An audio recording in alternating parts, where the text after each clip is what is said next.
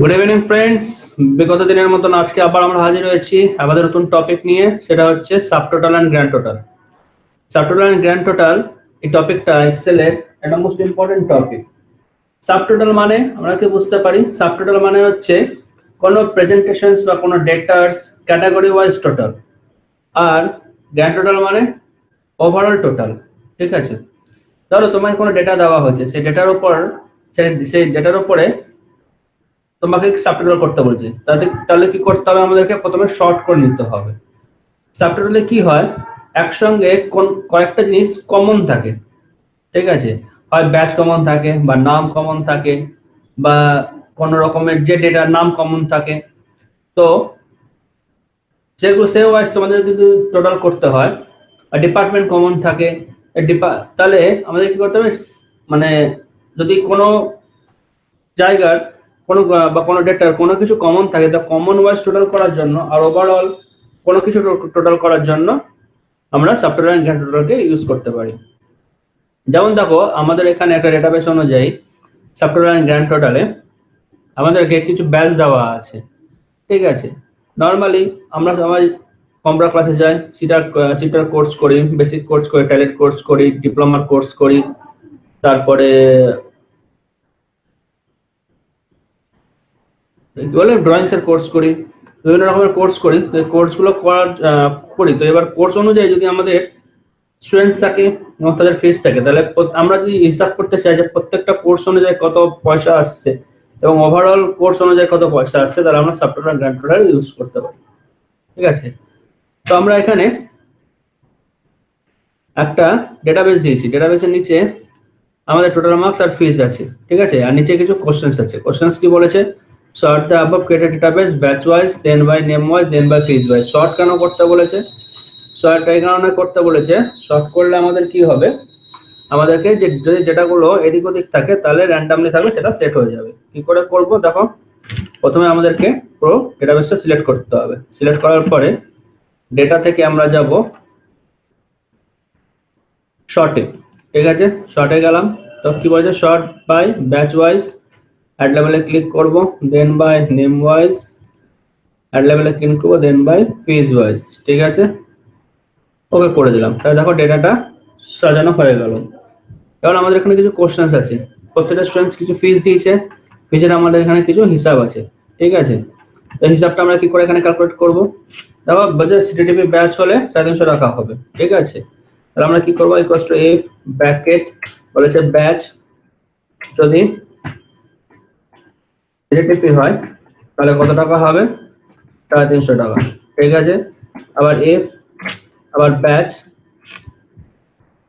যদি সিএফএস হয় তাহলে কত হবে? 350 টাকা। এফ আবার ব্যাচ, যদি সিটা হয় তাহলে কত হবে? 350 টাকা। এফ আবার ব্যাচ, যদি ডিটা হয় তাহলে 500 টাকা। এফ ব্যাচ যদি বিএফএস হয় তাহলে 500 টাকা। এফ ব্যাচ যদি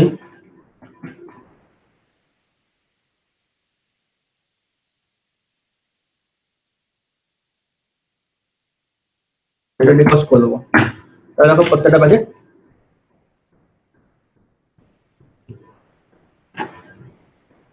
এসে গেছে। ঠিক আছে, তাহলে আমরা এখানে কি করতে পারি, একে এরকম ভাবে আমরা এখানে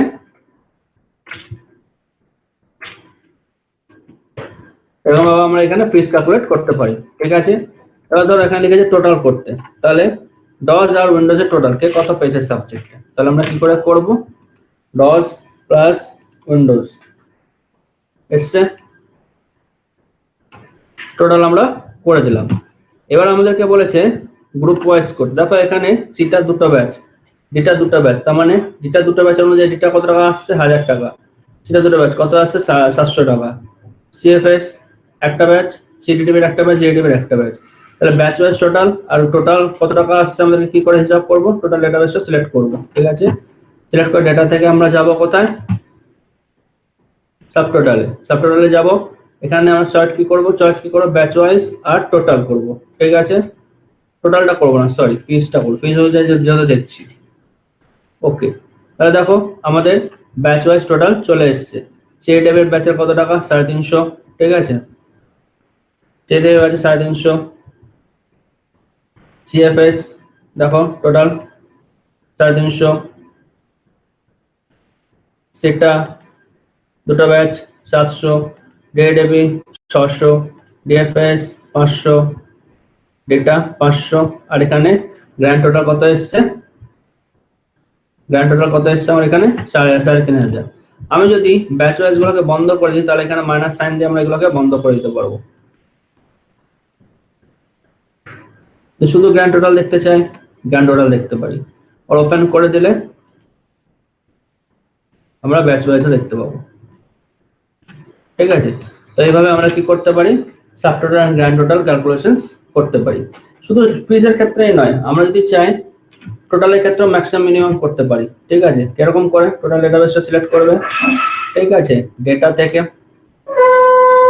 সাবটোটালে যাবে, ঠিক আছে, সাবটোটালে গিয়ে এখানে ম্যাক্সিমাম করবে আর এখানে টোটালটা করবে। ঠিক আছে, তাহলে দেখো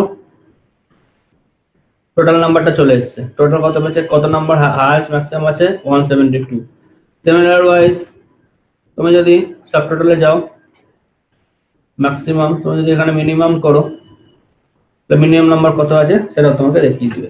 তাহলে যে কোনো অপশনস অনুযায়ী আমরা subtotal, grand total, minimum, maximum যে কোনো ক্যালকুলেশনস আমরা বের করতে পারি এবং সেগুলো সাবগুলো অফ করে পুরো রেজাল্টটা দেখতে পারি, সব রেজাল্টও দেখতে পারি।